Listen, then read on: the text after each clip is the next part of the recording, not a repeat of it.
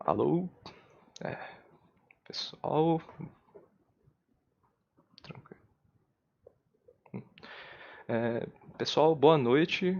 Bem-vindos a mais uma aula do nosso DevLearn de Git.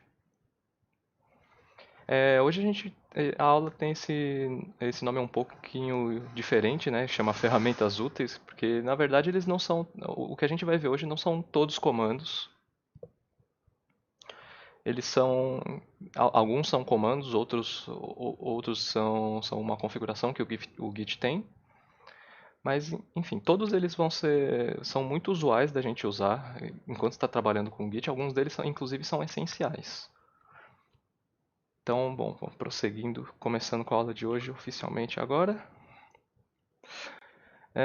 Na última aula, a gente viu como adicionar os arquivos no repositório, que é através de commits. Então, o que eu falei para vocês que tinha esses commits? Além das modificações em si, tinha quais arquivos foram modificados, quando eles foram modificados e por quem foram modificados. Tá, beleza. Isso tudo são informações que, beleza, se você quiser manter um histórico, são meio óbvias que você vai querer gravar elas. Mas é,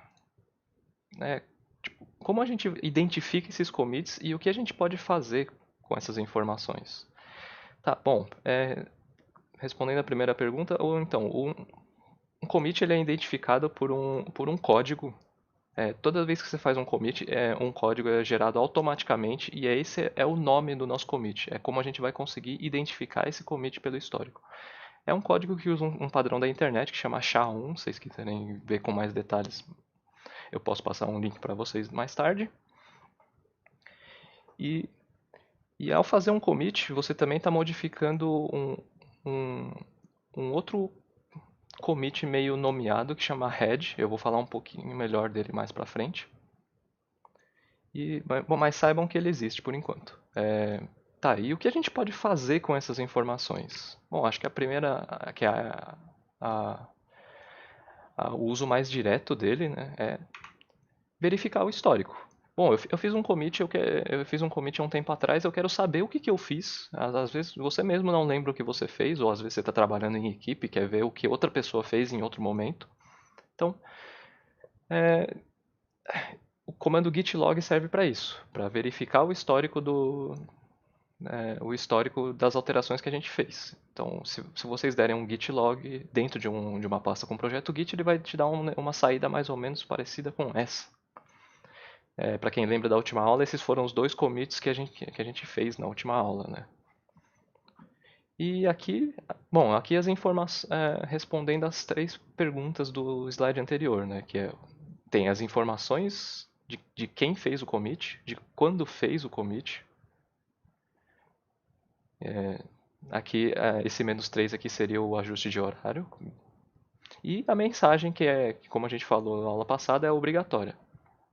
Detalhe que aqui também está aparecendo esse head e esse master, por enquanto não liguem para isso, mas saibam que ele existe só. Então, o git log ele detalha os commits em ordem cronológica e ele tem alguns parâmetros opcionais, como os outros comandos que a gente viu na última aula. Então, o primeiro deles é o stat. Vocês podem ver que aqui é uma saída do git log sem nada, então, vocês adicionarem o parâmetro stat, ele, além de exibir essas informações, exibe também algumas informações a respeito dos arquivos que a gente modificou. Por padrão, o git log não dá essas informações.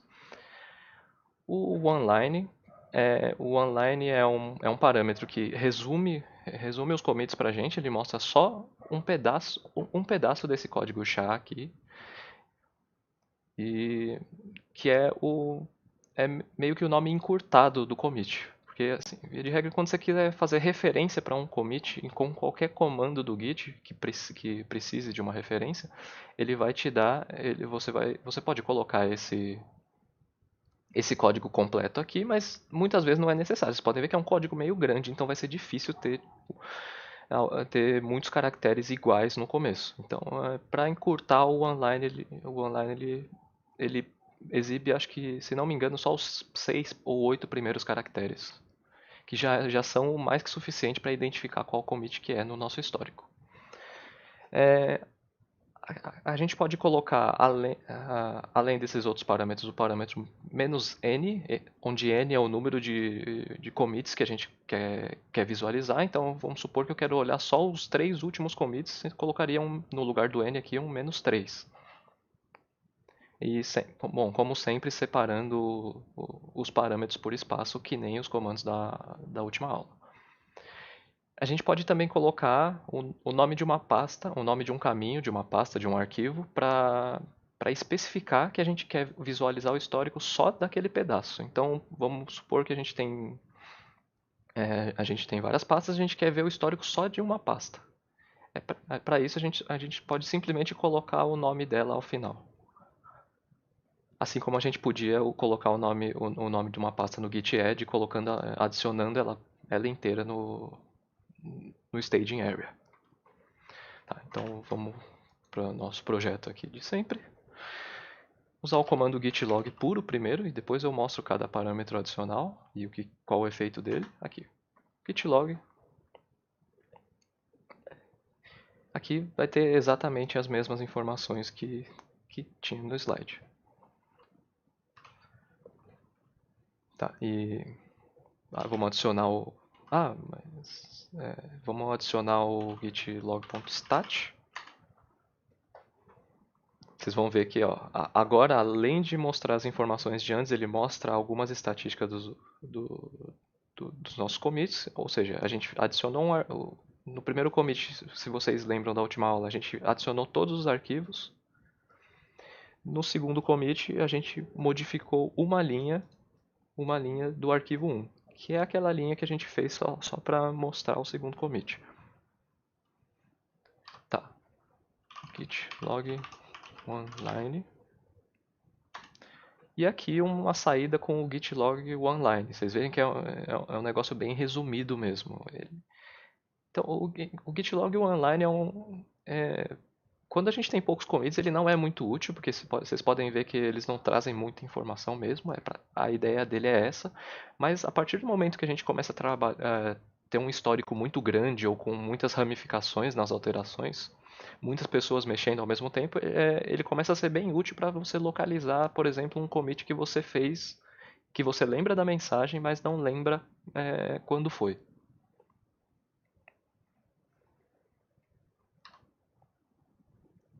Tá, então, aqui. Ok, beleza. Agora a gente já sabe olhar o histórico de commits, mas vocês percebem que, tirando o git stat, que dá algumas poucas informações, a gente não tem nenhuma informação ainda do que foi modificado.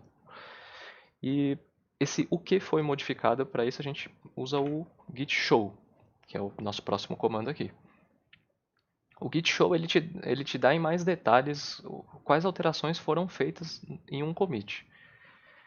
O parâmetro dele é opcional. Se você usar só o git show, ele vai comparar, ele vai te dar as alterações do último commit. Se você especificar com o commit, com o SHA do commit, seria esse código aqui. Se você quiser um commit específico, ele vai te mostrar, você coloca esse parâmetro a mais. Então, vamos olhar os nossos dois commits aqui, git show. Se vocês lembram do nosso último commit, vocês lembram que eu só fiz uma alteração em uma linha, que é exatamente o que aparece aqui no nosso git show. Aqui. Esse maisinho em verde aqui quer dizer que a gente está adicionando. Se vocês fizerem alguma remoção, ele aparece com um menuzinho em vermelho. E aqui, além das informações, a gente tem do commit, a gente tem arquivo por arquivo todas as alterações que a gente fez. Ah, mas eu não quero ver o último commit. Ok, vamos de novo dar um git log para olhar os commits que a gente fez. Eu quero ver as modificações do commit inicial. Então, vamos copiar aqui o começo do código. Então, e agora dar um git show com o começo do commit. Tá aqui, ele te mostra Ele te mostra todas as alterações que foram feitas. Aqui no caso, como a gente adicionou arquivos, ele não tinha o histórico anterior. Ele não considera os arquivos que não tinha como um arquivo vazio. Ele simplesmente considera como nada. Ou seja, ele não vai, ele não vai te mostrar as alterações num primeiro momento.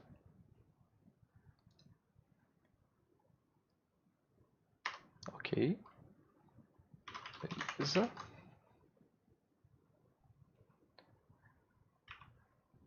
Tá. Bom, olhar o histórico é relativamente simples, então agora a gente já sabe verificar o histórico. Com esses dois comandos, teoricamente, a gente consegue ver tudo o que a gente fez. Às vezes não de uma forma muito agradável. A gente tem mais parâmetros no Git log que fazem isso. Mas o básico de olhar histórico é isso. Então, beleza. Sei verificar o histórico, agora eu quero reverter minhas alterações. Sei lá, por algum motivo eu fiz alguma modificação que eu não queria e eu quero reverter ela. Bom, via de regra, como eu falei na primeira aula, qualquer alteração que estiver no histórico pode ser desfeita inteira ou parcialmente. Só não dá mais para desfazer depois que a gente envia para o servidor remoto. Por quê? Se vocês forem pensar bem, essa é uma forma de segurança que o Git tem para que você não faça uma alteração pública que outras pessoas podem ver sem, é, sem de fato alterar o histórico do servidor. Porque vamos supor que você tá fazendo suas modificações, você publicou elas, e depois de um tempo você quer reverter. Mas enquanto você estava fazendo as suas modificações, alguém foi lá e pegou a partir do código que estava lá no servidor e, e começou a alterar. Se você pudesse reverter essas alterações, todas as modificações que a outra pessoa fez em cima das alterações que já estavam publicadas iam ser perdidas. Então, para isso, o servidor remoto ele não deixa você reverter o histórico dele. Na verdade, ele deixa, mas é um comando muito específico que dificilmente a gente vai usar. Geralmente, quando a gente usa é porque a gente fez algum problema muito grande. E, bom, via de regra, saibam que depois que você publica as coisas no servidor remoto, a regra padrão é que ela não pode ser desfeita. Mas antes da gente fazer essas alterações, antes de fazer essas publicações, desculpem, qualquer alteração que a gente fizer pode ser revertida, inclusive o histórico dela, a gente já vai ver daqui a pouco. Tá, o primeiro comando é o git reset. O que faz o git reset? Aqui, ó. O git reset, opa, é, retorna o head ao estado especificado. Pausa. Eu falei que ia falar um pouquinho sobre o head mais para frente e agora é o mais para frente. O que é o head, cara? Vamos passar para essa tela aqui. Cara, vamos supor que a gente tem que o nosso histórico de mudanças aqui é um tabuleiro, aqui com algumas pecinhas. Vamos pensar que aqui é o nosso primeiro commit, aqui é o nosso segundo commit, e sei lá, bom, vamos fingir que a gente tem um terceiro commit aqui. Pensem nisso como um tabuleiro e um histórico. O que quer dizer isso? O head seria a pecinha que navega por essa que, que navega nesse tabuleiro. Essa aqui é uma pecinha horrível, mas acho que dá para entender. Pronto. Então, toda vez que você faz um commit, essa pecinha, vamos fingir que tem um commit 4 aqui, essa pecinha ela se movimenta para cá. Então, peraí, vamos. Cadê a ferramenta de apagar aqui? Eu não sei usar esse negócio, gente. Deixa. Finge que não tem, não dá pra apagar. Opa, tô apagando. Tá. Tá. Bom, então toda vez que a gente faz, voltando, toda vez que a gente faz o commit, essa pecinha se movimenta para no nosso histórico aqui. Então, o head seria essa pecinha aqui que normalmente está no último commit. No último commit, porque quando a gente faz o commit, a gente vai querer fazer as nossas mudanças a partir disso. Acontece que, então, essa pecinha ela não necessariamente pode estar aqui no final. Você pode simplesmente fazer ela voltar algumas casas. Então, voltando para cá. E é isso que o git reset faz. Enquanto você não fizer o commit, ele fica meio que num estado temporário aqui. Bom, vamos fingir que a gente não fez esse commit ainda. E vamos fingir que isso aqui tá no nosso staging area. Essas mudanças que a gente fez no nosso commit. Então, enquanto a gente não fizer o commit, ou seja, enquanto a gente não apagar esse estado temporário aqui, a nossa pecinha não se movimenta. E a gente pode a qualquer, quer dizer, na verdade ela se movimenta, mas ela não fica fixa aqui. Então, se a gente por acaso, é como se você estivesse movimentando a peça e está segurando ela ainda, não sabendo se vai movimentar ou não. Isso seria a nossa staging area. Então, se a gente quiser voltar em algum momento, a gente usa o git reset. Que, que bom. O git reset, espero que vocês tenham entendido essa analogia meio tosca aqui, mas então, via de regra, o git reset ele volta o nosso head para o estado anterior, para o estado antes da gente fazer as modificações, que é esse aqui, onde os arquivos eles detectam que os arquivos estão modificados, mas ainda não colocou na staging area. Pode ver aqui, a gente deu um git reset, depois deu um git status, pronto, o arquivo que estava no staging não está mais. É importante lembrar que o reset ele não altera nenhum arquivo. Ele simplesmente move nossa pecinha do head para algum outro lugar. Esse outro lugar pode ser geralmente é o último commit, mas não necessariamente ele. O git reset sem parâmetro ele retorna para o último commit, mas como o git show, a gente pode usar o, o ID, o código chado de um dos commits, para retornar para ele especificamente.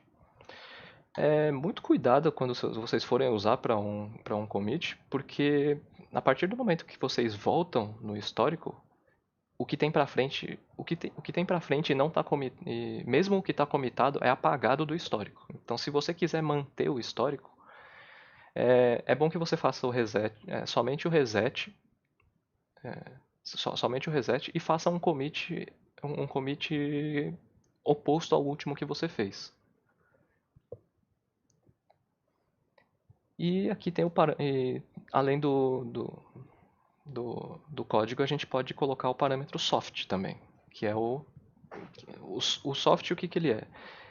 Ele pega inclusive os arquivos do staged, os arquivos que não estavam que não estavam que estavam no staged e mantém no staged. O soft geralmente é usado em conjunto com esse aqui, porque porque geralmente quando você quer retornar e manter no staged não é para o último commit. Então só vamos para nossa linha de comando aqui. Vamos fazer uma alteração simples. ls, tá, arquivo. Vamos fazer uma modificação no arquivo 3. Aqui, uma modificação. Pronto. Dá um git status. Aqui, ó, ele já detectou a mudança, então vamos adicionar. Git add, adicionando tudo, porque é só o arquivo 3 mesmo. Git status. Peguem o costume de, enquanto vocês não estiverem habituados, usem sempre o git status, depois de cada comando. É bem útil para saber o que você tá para fazer e o que tá no stage, o que já foi comitado, o que não foi.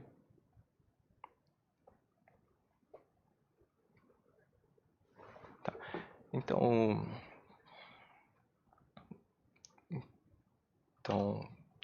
desculpem, chegou uma dúvida aqui, mas daqui a pouco eu volto para ela.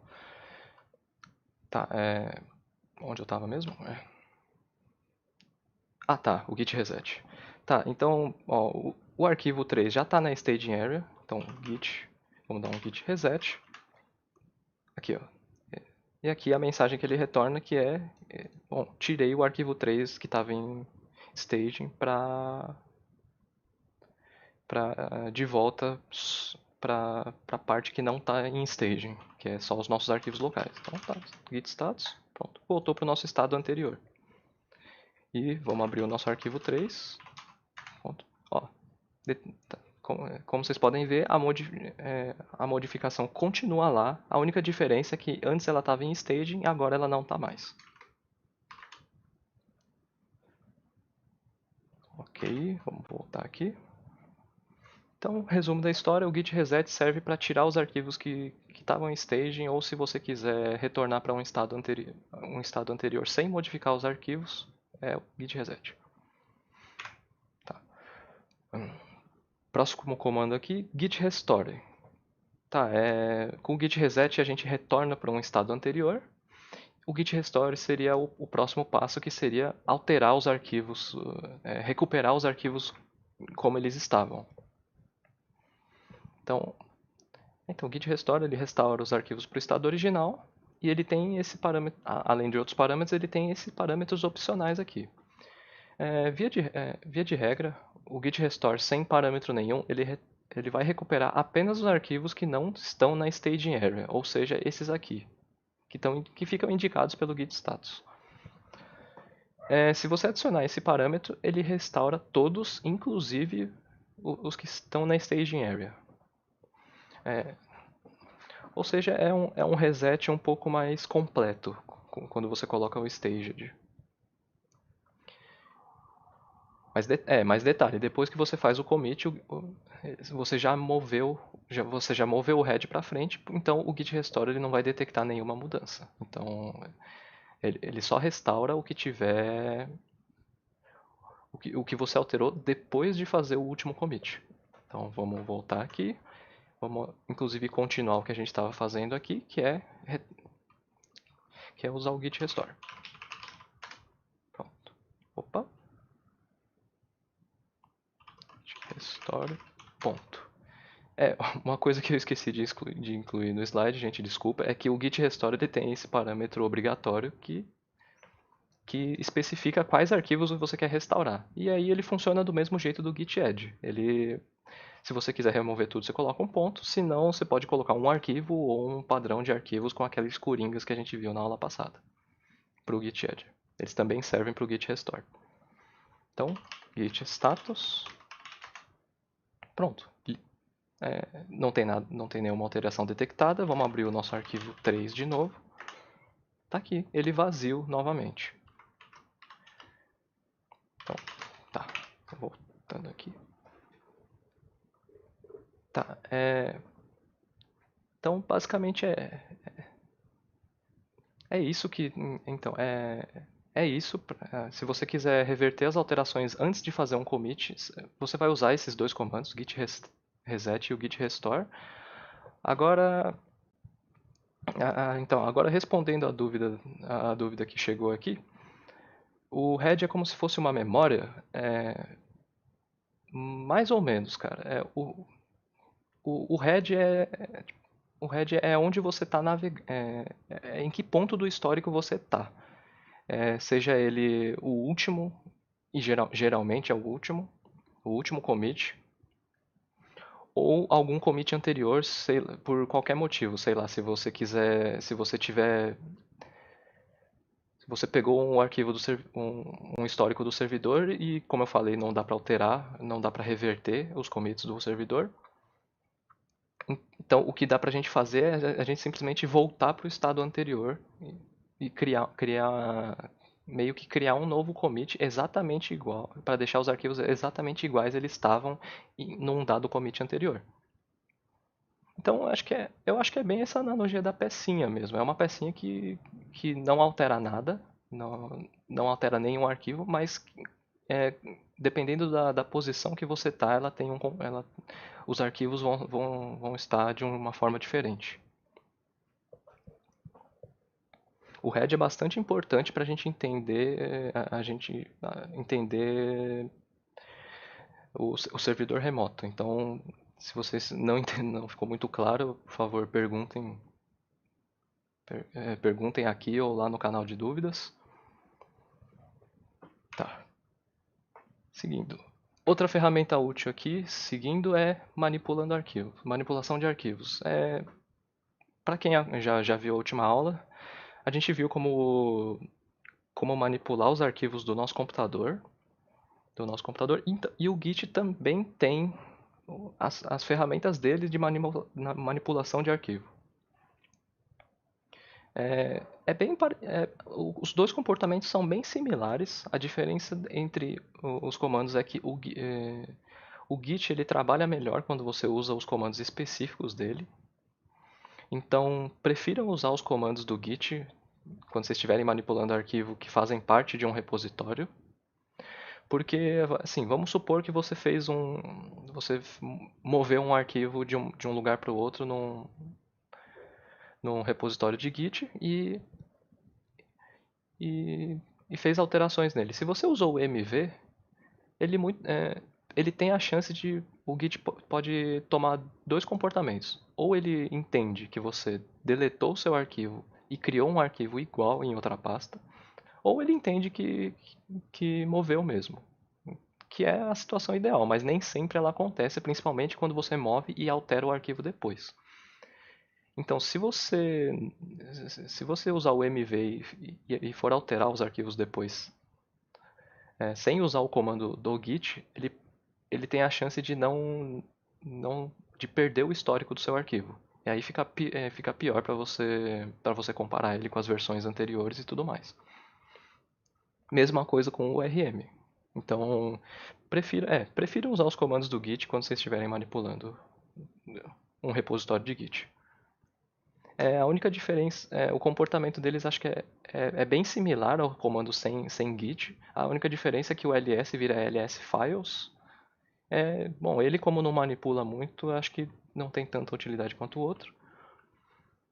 Mas ainda assim é um comando que é bom vocês saberem que existe. Tá, próxima parte aqui é ignorando os arquivos. Ignorando os arquivos. Então, por que a gente quer ignorar alguns arquivos? Dependendo do projeto que você está trabalhando, às vezes, sei lá, ele é um programa que pode alterar, pode gerar alguns relatórios bom, você não vai querer ficar jogando esses relatórios o tempo todo no seu repositório, até porque ele não vai servir para mais ninguém além de você. Então, para isso, ou talvez, sei lá, você tem para você conseguir subir uma aplicação que você está fazendo, alguma coisa que você está criando, você precisa ter um arquivo de configuração. Você opta por pedir para que as pessoas que forem usar seu sistema tenham um arquivo de configuração. Esse é outro arquivo que é pessoal seu, que vai ser específico para a pessoa que está utilizando. Então não faz sentido você colocar ele no repositório, que é uma coisa compartilhada com todo mundo. Para isso a gente tem esse arquivo aqui, que é o git ignore, com um ponto no começo. Não se esqueçam do ponto, porque senão ele vai simplesmente tratar como outro arquivo qualquer. Então o git ignore ele é um arquivo que contém um arquivo de texto que tem uma lista de nomes que vão ser ignorados pelo Git. Geralmente você vai querer colocar ele na raiz do projeto, porque você vai querer ignorar seus arquivos a partir do começo do seu projeto. Mas nada te impede de colocar um outro arquivo git ignore. Você pode criar um por pasta.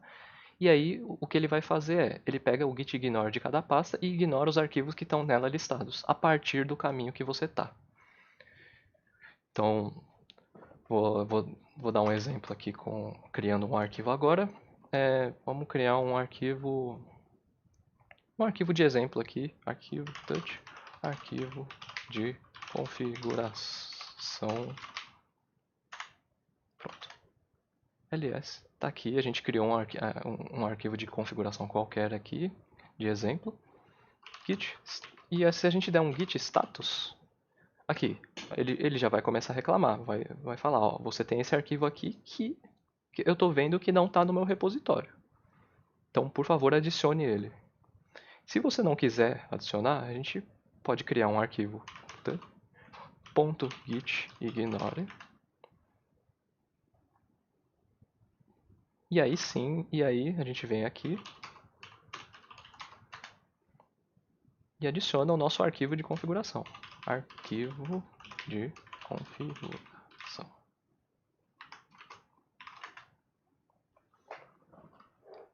Pronto.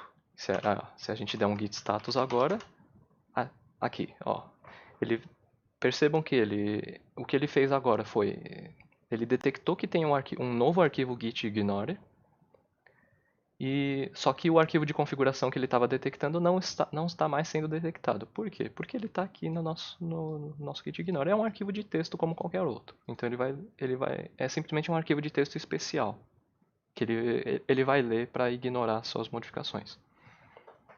Então vamos fazer um commit.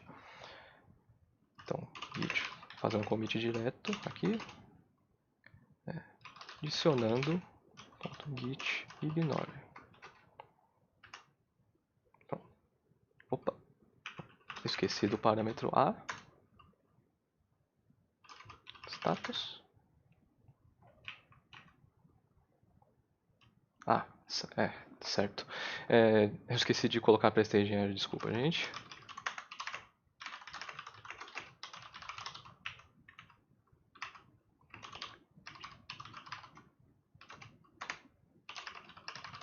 E aí, se a gente der um git status, pronto.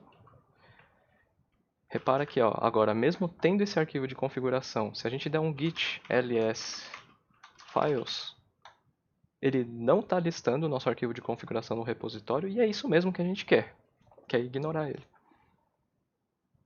A gente poderia também colocar um git ignore para um padrão de arquivos. Então, sei lá, vamos colocar temp1, temp2, temp3. E aí a gente vem no nosso ponto git ignore e adiciona um padrão de nomes. Então, temp e asterisco da mesma forma que a gente faz com o git add e o git restore. Então, git status e ls. Percebam que a gente tem os nossos 3 arquivos criados aqui, mas eles não aparecem aqui como modificados. Por quê? Porque eles estão todos no git ignore. Tá. Git restore. Git restore. Opa, eu sempre. Então, rm temp1, rm temp2, rm temp3. Então, git status. Opa. Pronto, voltamos para o nosso estado anterior. Então, os coringas também, eles não necessariamente servem só para os arquivos também. Você pode criar um padrão de pastas para você se organizar melhor com o git ignore e usar, sei lá, eu quero ignorar todas as pastas que começam com temporário. É uma opção também. Ou eu quero ignorar todas as pastas que terminam com temporário. Pode ser também. Enfim, a nomenclatura que você vai utilizar, os padrões que você pode utilizar são bem similares com os padrões que a gente tem visto nos últimos comandos. Bom, saibam que isso é meio que um padrão dentro de todo o Git. Sempre que ele precisar de um padrão de nome de arquivos e pastas, você vai poder usar esse mesmo padrão de coringas.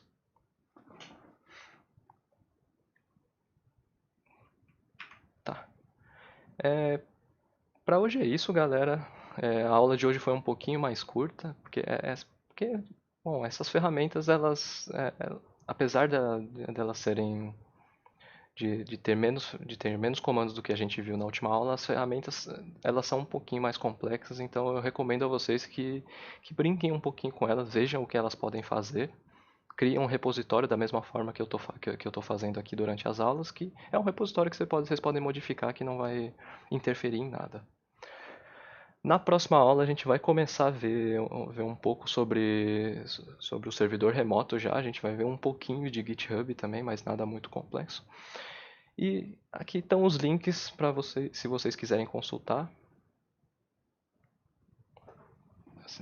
Aqui estão os links que vocês podem consultar. Esse aqui é um guia de comandos do Git que eu encontrei por acaso em português. Não é uma coisa muito comum de acontecer, não. A maior parte dos conteúdos de Git e de programação em geral estão em inglês, mas isso aqui acho que é uma coisa que vale a pena ser compartilhada.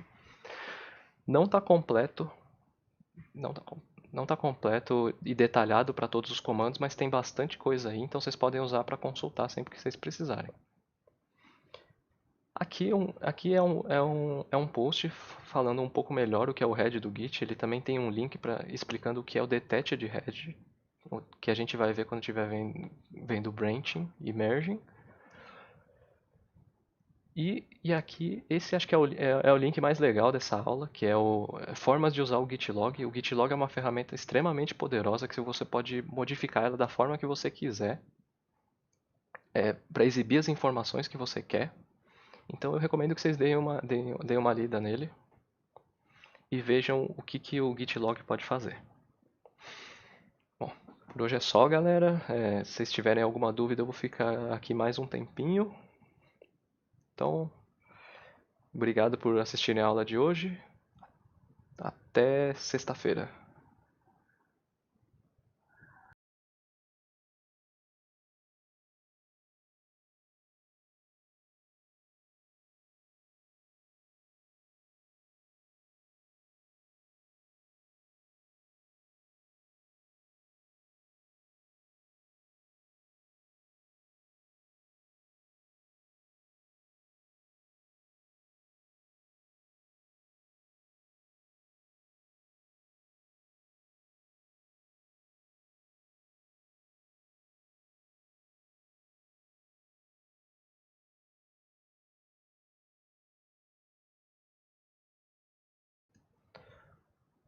Pá.